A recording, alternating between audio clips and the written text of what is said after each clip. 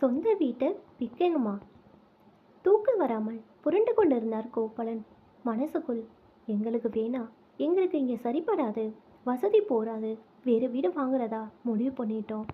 இந்த வீட்டை விற்றுட்டு எங்களுக்கு சேர வேண்டியதை கொடுங்க, எங்கள் வழியை நாங்கள் பார்த்துப்போம் என்று ஜெயந்தியும் ஸ்ரீதரும் பேசியவையே மீண்டும் மீண்டும் ரீவைண்ட் ஆகின. வீட்டை விற்றுட்டா நாங்கள் எங்கே இருக்கிறது ஜெயந்தி? கேட்டால் அலைமேலு. இது என்ன கேள்வி அத்தை? எங்களோட 6 மாதமும் செந்திலோட 6 மாதமும் இருங்களே, அதாவது எங்களை நாடோடிகளாட்டுமா அலைய சொல்கிற? சரி வேணாம், அதான் மாமாவுக்கு பென்ஷன் வருதுல்ல, அதில் வாடகைக்கு ஒரு வீட்டை பிரிச்சுட்டு இருங்களே. பிள்ளைங்க நல்லா இருக்கணும்னு நினச்சா கொஞ்சம் தியாகம் பண்ணி தான் ஆகணும் அத்தை என்று நொடிந்து கொண்டாள் ஜெயந்தி. ஆமாம்மா, நீ சொல்லிதான் தியாகத்தை பற்றி நான் தெரிஞ்சுக்கணுங்கிறது நீ தலையெழுத்து. என்ன செய்கிறது? வயசான காலத்தில் நிழலாக இருக்கணும் தான் வாயை கட்டி வயிற்ற கட்டி இந்த வீட்டை கட்டணும். இப்படி இதை விற்றுட்டு நடுவு தெருவில் நிற்க வேண்டுவரையும் தெரிஞ்சிருந்தா கட்டாமலே இருந்திருப்போம். இந்த வீடு ஜெயந்திக்கு பிடிக்கலப்பா. புறா கூடு மாதிரி வீட்டில் இத்தனை பேர் மூச்சு முட்டுறாப்புல இருக்குன்னு ஃபீல் பண்ணுறா. மாடனா ஃப்ளாட்டுக்கு குடியேறலாங்கிறா. என் பங்கு தானப்பா கேட்குறேன், இதுக்கு ஏன் இத்தனை பேச்சை என்றான் ஸ்ரீதர். நீ பிறந்து தவழ்ந்த வீடுதான் இது, இதை போய் விற்கணுங்கிறியே, உன் போக்கே சரியில்லடா. குமைந்தாள் அலமையில். பிறந்த வீடா, பிறந்த வீடு டஞ்சன் மாதிரி அம்சமா அழகா மாடனா வீடு வாங்கக்கூடாதா? சீறினாள் ஜெயந்தி. யார் வேணாண்டது? திவ்யமாக வாங்குங்க, சந்தோஷந்தான். ஆனால் வாழ்கிற வீட்டை வித்துடுண்டா என்ன அர்த்தம்? ஏண்டா ஸ்ரீதர், அம்மா அப்பா கூட அறத பழசு தான். அப்போ எங்களையும் உதறிட்டு அம்சமா மாடனா வேற அம்மா அப்பாவை விலைக்கு வாங்கிடுவீங்களா என்றால் அலமேலு பதிலுக்கு. ஆமாம், காலுக்கு உதவாததை கலட்டி எறிகிறாப்புல ஒன்றுக்கு ஆகலைன்னா உபத்திரம் இல்லாமல் எங்கேயாவது முதியோர் இடத்துல கொண்டு போய் தள்ளிட வேண்டியதான் என்றாள் ஜெயந்தி ஆங்காரமாக.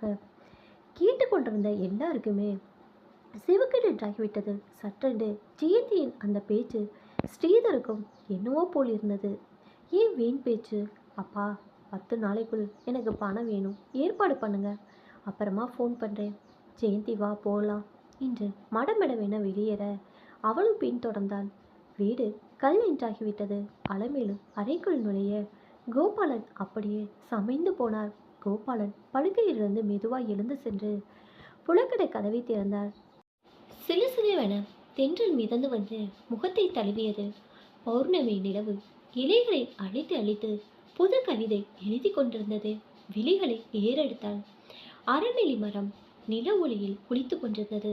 இது ஸ்ரீதர் பிறந்த 3ஆம் மாதம் ஆசையாய் அலமேலம் நட்டு வைத்தது. இந்த 2 குட்டை தென்னங்களும் ஸ்ரீதருக்கு பிறகு அடுத்தடுத்து பிறந்து தவறிப்போன குழந்தைகளின் நினைவில் வைத்தது. எலுச்சையும் வாழையும் செந்தில் பிறந்த போது இது தவிர மருந்தாணி, முருங்கை, சுண்டை, பாகல், கைகளை கீரை பாத்தி, வாசல் புறமாய் நித்தியமல்லி, பவளமல்லி, ரோஜா, இப்படி பசுமையாய் கோபாலன் பணியிலிருந்து ஓய்வு பெற்றதும் தோட்டம்தான் தோலை முனில் கை நீட்டி அணைத்து கொண்டது. மூச்சை இழுத்து விட்டார். குழந்தைகளைப் போல வளர்த்ததையெல்லாம் யாருக்கோ விற்று விடுவதா என்று மனம் பொங்கியது. இருளின் மெல்லிய போர்வையில் நிலவின் ஒளி கிரகங்களில் யாரோ அமர்ந்து மெல்ல பேசுவது கேட்டது. மல்லிகை பந்தலின் கீழே சிமெண்ட் மேடையில் மசமசவென தெரிந்தது. கோபாலன் ஊன்றி பார்த்தால், ஓ, செந்திலும் அணுவும் இவர்களுக்கும் தூக்கம் வரவில்லையோ? மகனும் மருமகனும் அந்தரமாய் பேசிக்கொண்டிருக்கையில் தகப்பனே ஆனாலும் அங்கே நிற்பது தர்மம் ஆகாது என்று தோன்றவே அவர்களின் தனிமை சுகத்தை கலைக்க மனசு இல்லாமல் சப்தமின்றி வீட்டுக்குள் திரும்ப முனைந்தார். செந்திலின் குரல் காதில் மோதியது.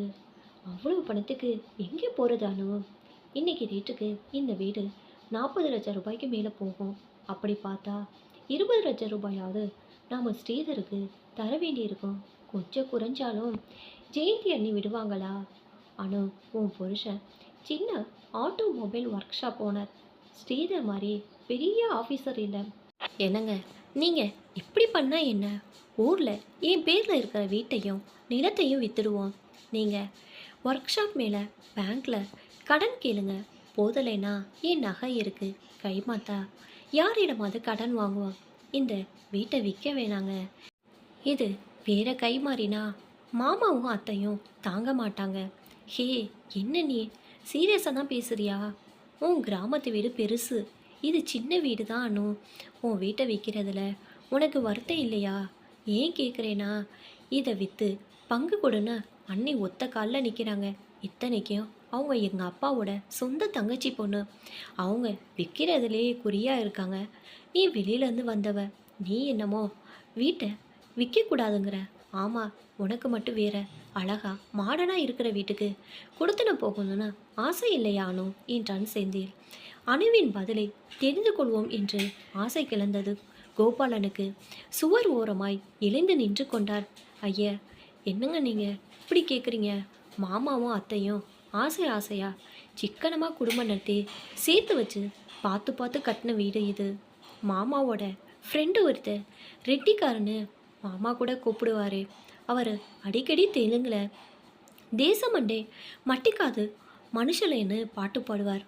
ஒரு நாள் அதுக்கு அர்த்தம் என்னன்னு கேட்டப்ப அவர் சொன்னார், தேசனா வெறும் மண்ணு மட்டுமில்ல, உணர்வுபூர்வமான மக்கள் நிறைந்தது அப்படின்னார். அதுபோல் மாமாவுக்கும் அத்தைக்கும் இந்த வீடு வெறும் சிமெண்ட் செங்கால் ஆனது இல்லைங்க. இது ஒரு உணர்வு குவியல். ஒவ்வொரு இடத்துக்கும் அவங்க கிட்ட ஒரு கதை இருக்குது. நினச்சி பார்க்க நேச நிறைந்த நினைவு இருக்குது. தோட்டத்தில் இருக்கிற ஒவ்வொரு செடி கொடிக்கும் அவங்க கிட்ட ஒரு ஞாபகம் இருக்குது. எல்லாமே அவங்க வாழ்க்கையோடு சம்மந்தப்பட்டது. இன்பமும் துன்பமும் எத்தனையோ வகையான நினைவுகள். வயசாக இந்த ஞாபகம் அப்படியே அவங்க மனசில் மணக்க மணக்க சாம்பிராணி புகை போல சுழண்டிக்கிட்டே இருக்கும். அதை பறிச்சிட்டா அவங்க உயிர்லேருந்து ஜீவனையே பறித்து எரிஞ்சாப்புல தான். என் கிராமத்து வீடு பெருசு தான், ஆனால் அதில் என்னோட எந்த நினைவு பதிவுகளும் கிடையாது. எங்கள் அப்பா அம்மாவோட வாசனைகளும் இல்லை. அதனால் அதை விற்கிறதுல எனக்கு எந்த வருத்தம் இல்லை. எனக்கு நினைவு தெரிஞ்சு அங்கே எதுவும் இல்லை. யாரோ குடுத்தனம் பண்ணாங்க. ஆனால் இந்த வீடு எனக்கு அப்படி இல்லை. கல்யாண மாளிகை சுமந்துக்கிட்டு நான் அடியெடுத்து வச்ச வீடு இது. கனவுகளோட வந்தவளை ஆதரிச்ச வீடு இது. எனக்கும் பொக்கிஷம் போல் மாறிடுச்சு. மாமா அத்தை காலத்துக்கு பிறகும் அவங்கள ஞாபகத்தை ஒரு மனோரஞ்சித பூ மாதிரி வாசனையாக பரப்பி நிற்கும். நம்ம பிள்ளைங்களுக்கும் தாத்தா பாட்டி வாழ்ந்த வீட்டில் வாழ்கிற குடுப்பினர் கிடைக்கும். அது ஒரு வர மாதிரி. என்ன சொல்கிறீங்க என்றாள் அனு. அனு, யூ ஆர் கிரேட். செந்தில் உணவர்த்தூர சொல்வதை கேட்டது கோபாலன் உணர்ச்சி மேலிட்டு தள்ளாடி சுவற்றை கெட்டியாக பிடித்து கொண்டார். தோள் மீது மெத்தென்று கை ஒன்று படர்ந்தது. இவளும் ஏற்றுப்பாளோ? அதற்கு சாட்சியாக கன்னம் ஈர விழுதல் தாங்கி நின்றது. மெதுவாக ஆதரவுடன் கைகளை பற்றி கொண்டு படுக்கைக்கு வந்துவிட்டனர் இருவரும். ஒரு வார்த்தை கூட எழும்பவில்லை. அங்கே இளையவர்கள் எல்லோரும் சுயநலவாதிகள் இல்லை. அணுவை போல முதியவர்களின் உணர்வுகளை பாராட்டுவர்களும் இருக்கதான் செய்கின்றன. ஒரு சின்ன பெண் எத்தனை துல்லியமாய் தங்களின் உணர்வை படம் பிடித்து விட்டாள் என்று இருவரின் மனதிலும் ஒரே எண்ணம்தான் ஓடியது. நெஞ்சு பெருமிதத்தில் துள்ளியது. இளையவளின் புரிதல் தந்த மகிழ்ச்சியில் முகத்தில் சந்தோஷம் தெரிந்தது. மனசு நிறைந்து லேசாகியது. மனதுக்குள் உணர்வுகள் ஒரு மாமலை போல் பொழிந்து கொண்டிருந்ததில் ஈரம் கசிந்தது. வாழ்த்தியது நெஞ்சம். ஜன்னல் வெளியே மலர்ந்துவிட்ட மல்லிகையின் மனம் ஒரு திருடனைப் போல ரகசியமாய் அறைக்குள் நுழைந்து ரம்மியமாய் மனதை நினைந்தது.